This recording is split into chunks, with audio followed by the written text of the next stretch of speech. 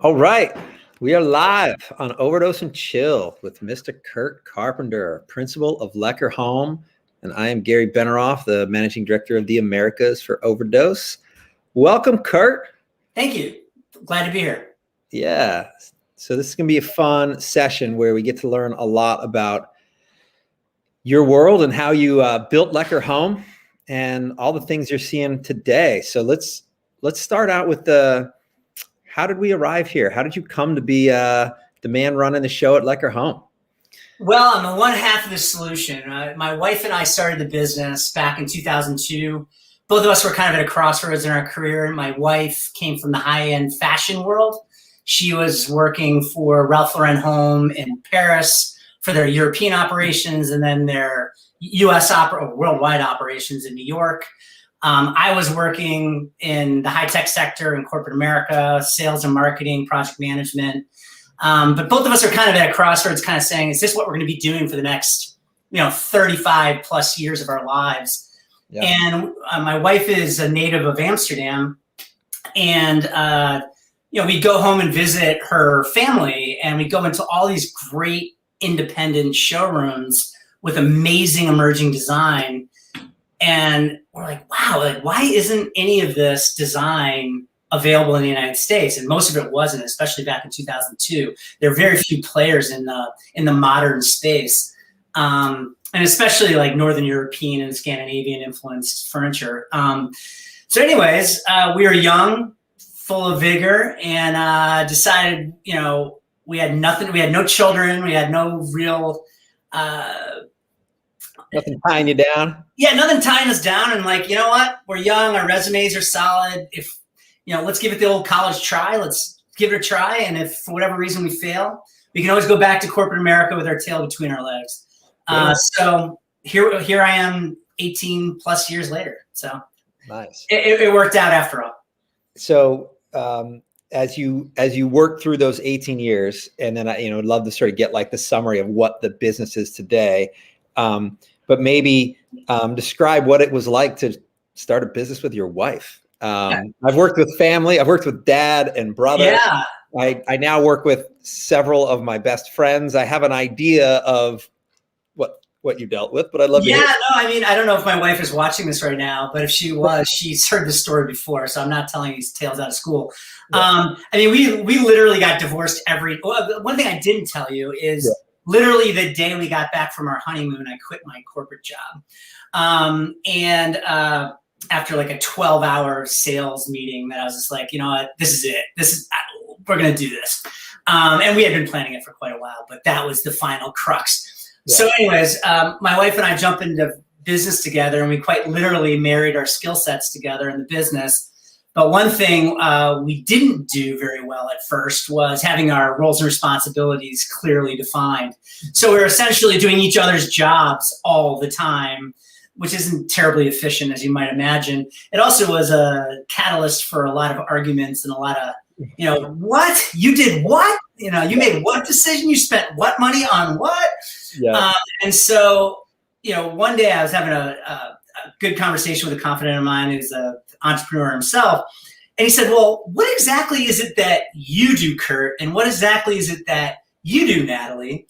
And of course, as we're talking, we're basically saying the exact same things. And then he backed it up. He said, well, what exactly is your zone of genius? In other words, what is it that you really enjoy and are maybe good at? Right. And we started articulating that, which of course was in polar opposite sides of the spectrum. And once we had that figured out, suddenly our marriage was a lot stronger and more cohesive, as was our business. So it all worked out. That's, I can super relate to that when Dan Goodfriend and I were running Media Spa, the Overdose, predecessor for years together. It took us a minute to figure out, he should run technology solutions. I can run the other side of the business. And we actually had a Venn diagram where there's almost no overlap once we got established. And it was awesome. We don't fight. We never have. And that is, keeps the joy in that entrepreneurial game. Once you figure out what your zone of genius is and focus on that and let somebody else take on the other aspects of what it is you may have been doing previously, and maybe a hell of a lot better at it than you are, Yeah. happiness follows. Yeah. Amen.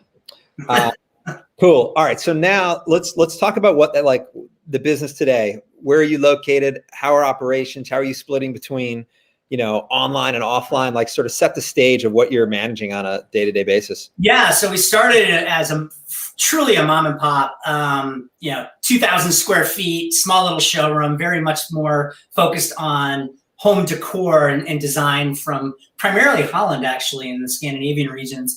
Then we kind of evolved into a furniture store. More and more, we were getting demands for more and more furniture from our clientele.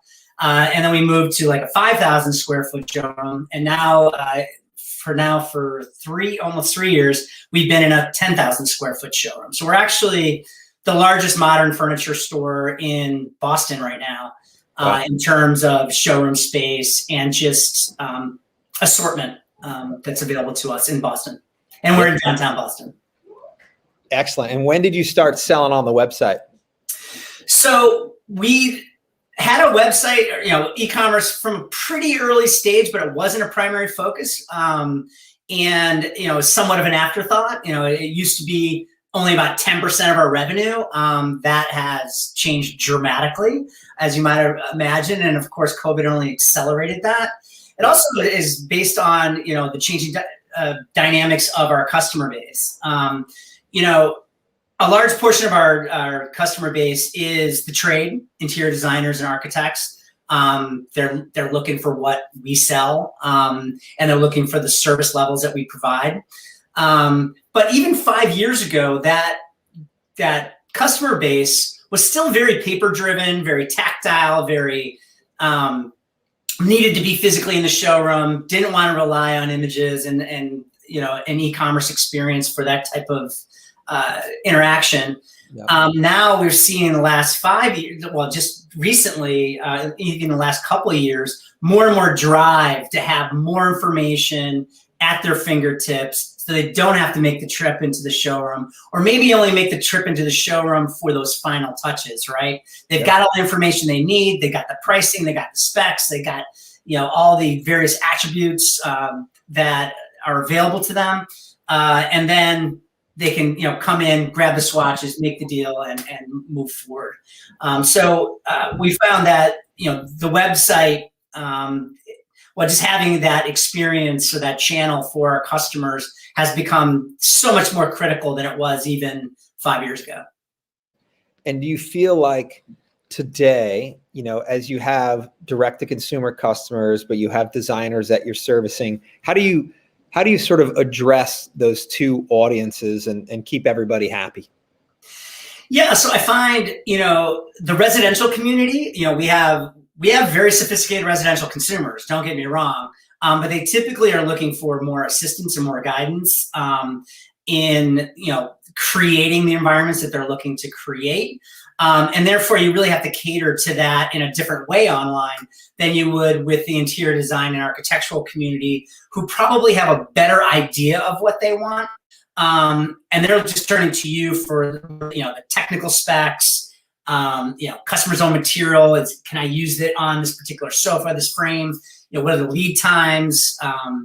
What kind of delivery services can you provide me? Can you help me with, staging it at a different location? There's just different service levels that you're providing the architectural interior design community versus the residential community. And you need to give a very different experience for both of them to make sure that you're truly speaking to them and catering to their needs. Otherwise, if you treat a trade person like a residential consumer, they're going to know it. And vice versa. You treat a residential consumer like a trade customer, they're going to know it. So you have to be able to be a chameleon and truly provide the experience they're looking for.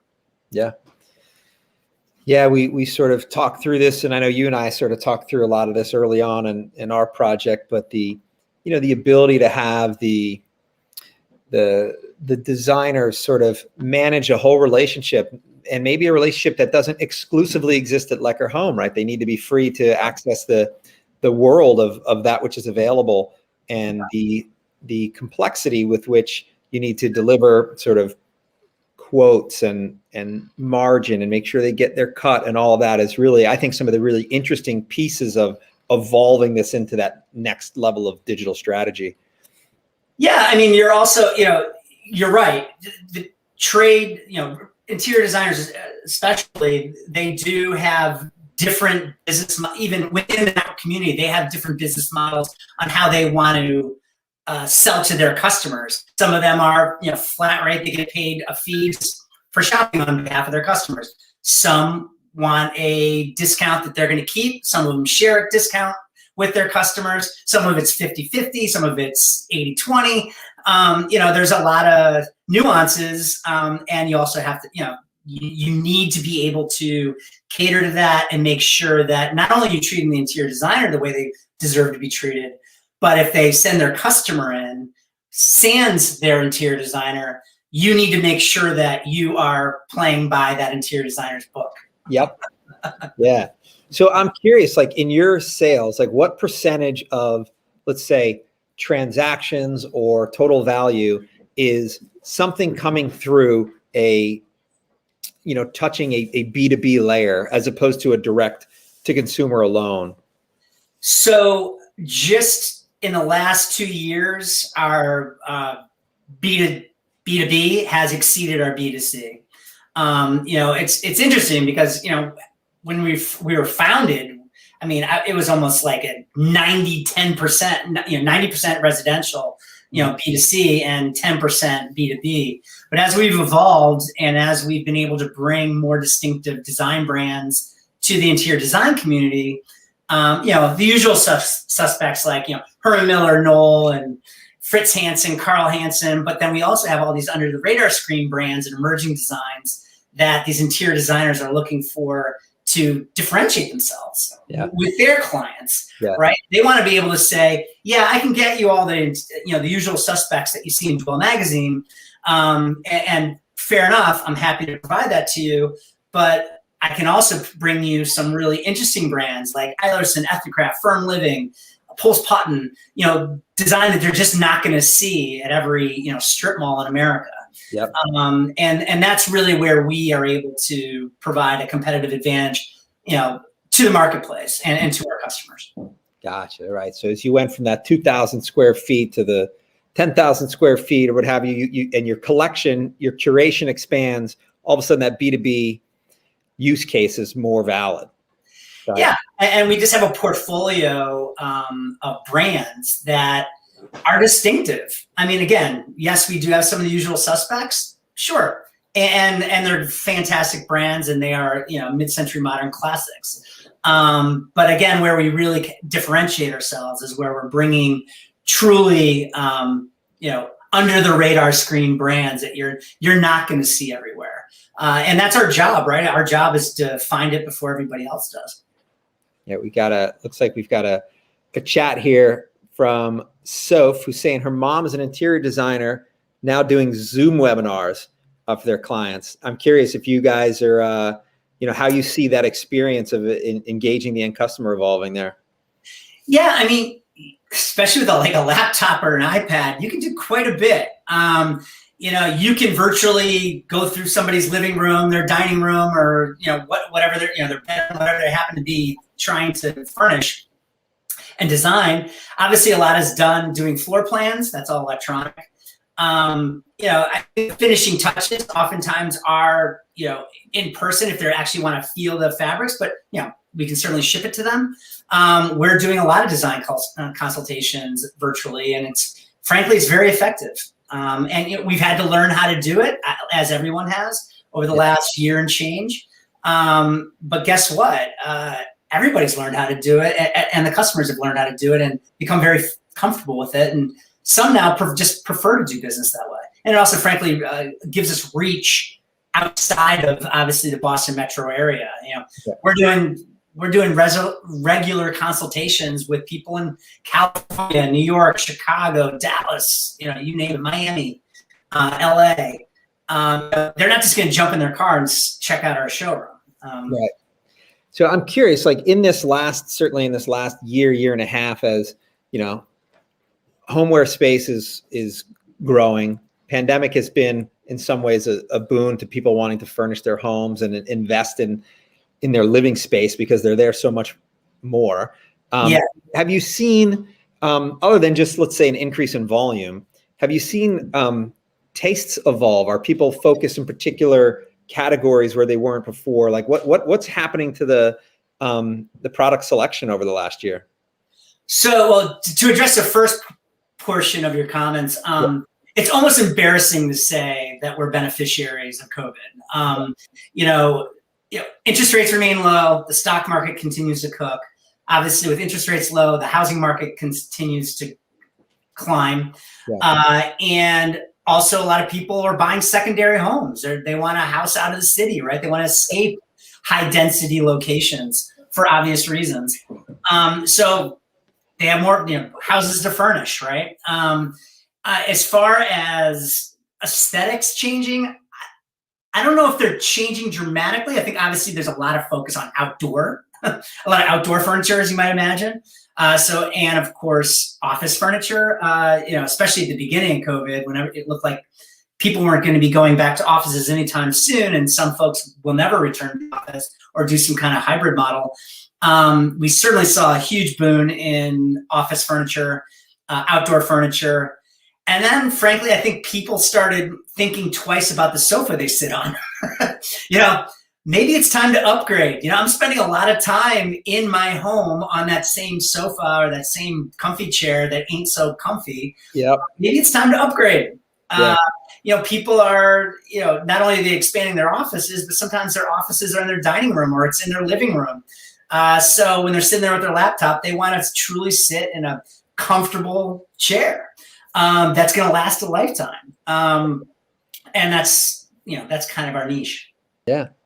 So I'm going to just go into another random direction here and talk about one of the things that I know is a complexity of working through selling very large product online. And that is kind of the shipping process and working with freight and LTL and whether or not you need sort of white glove folks to get that last mile. Can you talk a little bit about how you solve shipping for your products? Yeah, I mean, I won't sugarcoat it. Last mile is the most challenging part of what we do. If everybody could do it, everybody would do it, right? It's very challenging. Certainly a lot of the major metropolitan areas have last mile services that are, they're pretty well covered. But that we also ship to North Dakota, and that's not discounting North Dakota. We got some great customers there.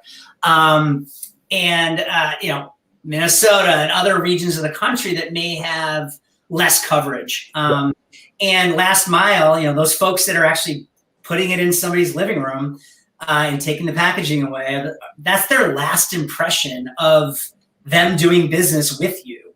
And if for whatever reason that impression isn't positive, it puts a lot of pressure on our team to make it right. So communication's key. Follow-up is key. We ship a lot of product out of Europe. And so, certainly with COVID especially, lead times were already long, right? Sometimes 12, 14 weeks. And we set those expectations ahead of time.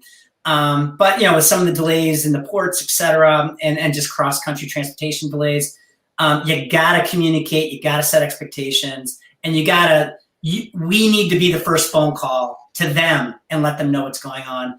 Not have them call me and say, "Where's my stuff?" Right. Yeah. So it's a lot of coordination. It's a lot of touches. And you'll either be a hero or a zero. So we try to focus on being a hero. Yeah, and it's a lot of integration work on the e-commerce side too, right? It's a lot of accessing rates from various partners and surfacing them as early as you can in the process, and that is not easy stuff. I know a lot of time was spent on your project and in assessing those rules and getting them established you guys have some fantastic engineers, a lot of experience with a lot of different scenarios, and freight is complicated. We ship by UPS, we ship doorstep, we ship white glove, we do LTL, we do a lot of shipping in all different methods and all different sizes and weights and fragility and all the rest of it. Being able to communicate those same things online and set expectations online is a major challenge. And, we've been fortunate enough to work with a great team and helping us achieve that. Appreciate that. Yeah. And your team, by the way, I mean, I think the first time that I met you, I got really excited about the prospect of working because yes, you seem like a great guy and it was a great business, but I got a sense to watch how you interacted with your team and what the vibe coming off the Lekker Home team was. And it was something that I was drawn to. And I'm curious. Yeah, no, I think you have. You look good. And that's a challenge. But it's all about empowering your team and letting them do what they do well and letting them exercise their zone of genius. And I've got a lot of smart people on the staff, everyone. And so they make me look very good. One diatribe I always get into is, if you're the smartest guy in the room, you haven't done your job. Yeah. And I'm very fortunate to say I am never the smartest guy in the room with my team. So that's awesome. And I will tell you, I'm personally learning how to be better in that regard and how to really let the team lead because they are the smartest people in the room all the time. And, I'd say when I'm at my worst, I'm not doing that. And when I'm at my best, they are just out running the show. And, sometimes it takes a little while to learn that. Yeah. I'm curious. Humility. Yeah, humility is my middle name. As you work through COVID and you have folks who are, I don't know if, how you are staffing the showroom at this point or what it's been like over the year, but talk a little bit about how have you kept the team together through this? I know that's another thing that's been a challenge that we're also working through. Yeah, it is a challenge. So we made a decision very early on that we want to put maximum focus on comfort and safety of our team and, of course, also our customers. And so we made an executive decision that anyone who was not absolutely essential to be physically located at our showroom, because our showroom and our offices are co-located. Yeah. We made a conscious focus to have, our I'll call it the back office team, right? The folks that don't necessarily directly interface with customers on the showroom floor. Most all of them are working from home. But then, of course, you have a showroom. You need to have folks there to service your clients. Yeah. And so therefore they are necessary to be physically located at the showroom. And obviously we're practicing all the measures, social distancing, hygiene, washing hands, masks, no food in the showroom, all the things that you should be doing. Yeah. And I'm happy to say nearly all of our staff now is they're either halfway there with their vaccinations or they're completed with their vaccinations. So that's great too. But anyways, we're still being vigilant regardless. But yeah, is it hard to make sure that you are able to engage your team that's working remotely and have them feel like they're a part of that chemistry? Because we do have a phenomenal chemistry, and trying to re-engage that with some folks remote and some folks physically at the showroom, it is a challenge. We'll do, Friday afternoon wind downs and things like that. But it's still never going to be the same without them physically present. But we're doing what we can, and now that we're close to the finish line in terms of vaccinations, we're looking forward to where we can do something safely outdoors as a team, and try to rekindle some of that original vibe. Yeah. You were breaking up on me there a little bit, but hopefully you can hear me. So I'm curious, is now that we are kind of you can see the light at the end of the tunnel and, a lot of our staff is also getting vaccinated. Are you seeing the foot traffic pick up in the showroom as a result? Is that starting to happen? Yeah. So we decided to move to an entirely appointment format. And we did that at the very beginning. And I'll admit, we had concerns. We're like, well, if we go appointment only, is our showroom sales going to go down? Is it going to have a dramatic impact on our performance as a company? And actually what we found was the polar opposite. We found that folks that were taking the time to make an appointment were frankly a heck of a lot more likely to actually, make good use of their time while they're in the showroom, make good use of our team's time. Our team then also knew, we could do some preemptive pre-visit homework and say, okay, this person's they're looking for a sofa, they're looking to redesign their living room, or they have some ideas and they want to put them together, or they have no ideas and they need assistance. And so we were able to be a lot more effective with our time with our customers, make better use of our customers' time. It's safer because you're limiting the amount of inflows and outflows in the showroom. And it is a 10,000 square foot showroom, so we have a lot of volume of air, fortunately, but still, it's safer. And our volume, sales volume, has actually gone up dramatically. Wow. So we may never go back to a completely open showroom. I'm not sure. We may, but it's kind of like I liken it to the hairdresser, right? That has the by appointment only sign, and then we're taking walk-ins. Yeah. It's typically the folks that are doing really well that are able to keep it by appointment only. The no vacancy light on the motel. Yeah, right. No, there's definitely some, scarcity value, in that too, the patina of being unavailable. Yeah. Cool. So what are some of the things that you see out in the market when you're like, oh man, I've got a million things that I want to do. I know where this business is headed. I got to get here. And hey, maybe these guys are doing something along that path. Talk a little bit about the sort of the white space that you're looking to hunt down. So for me, it's all about being able to scale and manage our growth. The great news is we're growing like crazy. The bad news is we're growing like crazy. So what can we do to have, gain some efficiencies? And obviously technology is a big one, be able to deploy technology and make us more efficient as a team, so we can better service our customers more effectively without just adding bodies to the the challenge. Yeah. So right now, we're deploying ERP, hasn't been without pain. If any of my employees are watching this, they'll probably all be smirking out. But it was a necessary investment. And I know that the outcome is ultimately going to be that we're going to have more information at our fingertips and therefore be able to provide more information to our customers' fingertips. And then, of course, we are building out our B2C and B2B new web interface for our clients through you guys. Yep. And I'm really excited about launching that and giving our customers the information that they need to make business decisions and be well informed in the time, on their timeline. And so, putting together these technologies and eliminating the friction and eliminating the time and space gaps, like, oh, sorry, we're only open from 10 to 6, and you called me at 6:01. I'm able to give you access to us 24/7, and that's what we're working on. That's the white space I'm trying to scribble in. Yeah, and I think you're. I don't know if for the rest of the guests you're a little bit laggy, but I was able to make it out. Which, if I had to summarize, is like, hey, we need to scale. We want to continue to do more with less. We want to find automation where there's manual work. And we just want to continue to streamline operations.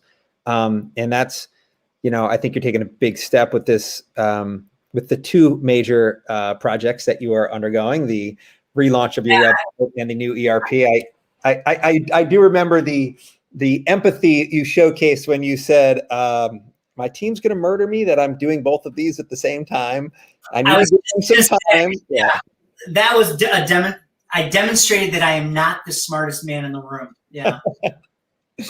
Yeah, but working through it for sure. And I know our teams are all working through that together. So it's been a partnership. Yeah. Cool, man. Well, I guess, are there any other things? We're kind of sort of coming at the bottom of the hour here.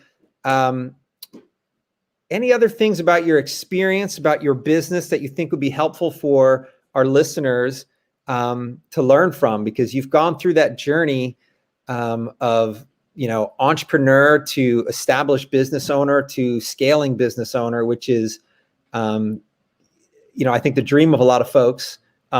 most people probably don't know how hard it is, and how much pain you have to absorb to get there. But, you know, yeah, well, I always say I went to the most expensive business school there is, and best business school there is. And people are like, oh, did you go to Harvard? Did you go, you know, Penn, you know, Yale? Like, where'd you go? And I say, well, I own my own business, and it's the best business school I could possibly go to, but it's also, frankly, the most expensive business school I've ever attended. But no regrets. I guess any advice I could provide is get a great accountant early on. I had an accountant save our life in 2008 during the crash of 2008. A great accountant, got to have balance sheet discipline, understand your percentages, and get a coach, an executive coach, because you're not the smartest guy in the room. And know that you have your zone of genius. You obviously did something right to get where you're at, but the smarter person will get some assistance and some professional guidance to make them an even better leader, and never stop learning. You can't never stop learning. I wish I knew then what I know today, and I'm looking forward to learning more tomorrow. Awesome. Those are such valuable insights. I, on my own journey, would echo all of them. And have actually recently, after engaging a executive coach early on in my entrepreneurial days, and getting back into it to ensure that learning doesn't stop. So awesome, man. It's been absolutely lovely to talk to you in the middle of your day. I hope the listeners enjoyed it. Yeah. And I hope you have I hope we have a great site launch together. I'm sure we will. And I'll see you around, man. All right. Thanks, guys. Appreciate it. All right. Thank you.